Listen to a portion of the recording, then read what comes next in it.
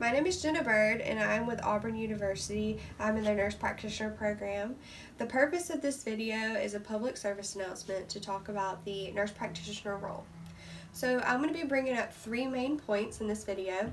The first main point that I want to talk about is that nurse practitioners, we are educated and equipped to not only diagnose, treat, but we also can manage acute and chronic health conditions.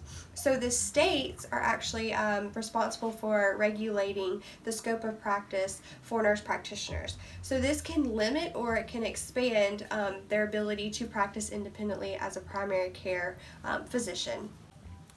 So the second main point that I want to talk about today is that NPs are very proficient in patient education. So the Institute of Medicine actually published an article discussing the requirements for nurse practitioner programs. So there are three main graduate level courses that all nurse practitioners are required to have in their curriculum for master's degree level. So you have one which is advanced pharmacology, and then you have advanced pathophysiology, and then you also have advanced physical assessment. So we are very well-rounded in the terms of being able to treat and diagnose and manage healthcare conditions. But we also come from a background of nursing, and one of the primary roles of nursing is actually patient education. So nurse practitioners have an advantage of really honing in and focusing on our patient education, and this helps out because we provide very important health prevention instructions and education, and as well as health promotional activities for patients to indulge in. The third main point that I want to bring up today is that NPs are the solution to healthcare shortages. So we have an overwhelming statistic of healthcare shortages here in the United States. So according to the U.S. Department of Human and Health Services, there are approximately 80 million individuals that are having lack of access to health care, to primary care specifically, and it is significantly increased as well in the rural settings.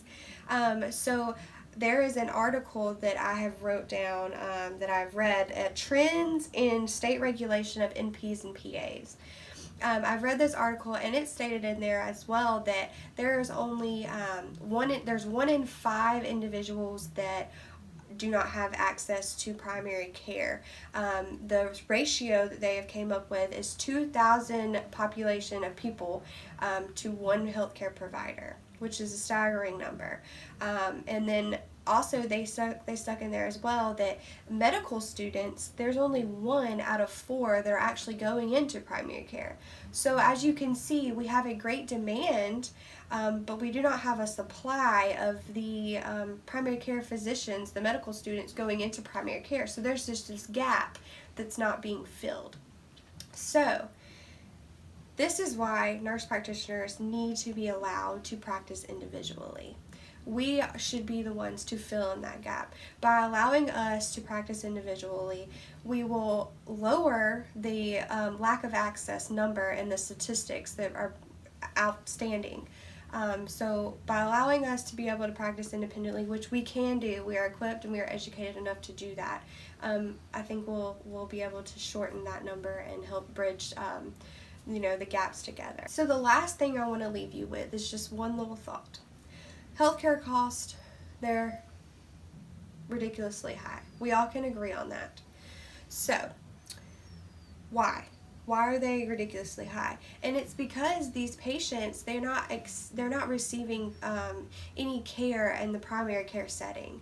They're not getting in front of their health conditions, and they're kind of just letting themselves go downhill, and then they go to the ERs a lot, and that's really where you're seeing primary care is more directly towards the ER related, especially in these lower income societies and areas.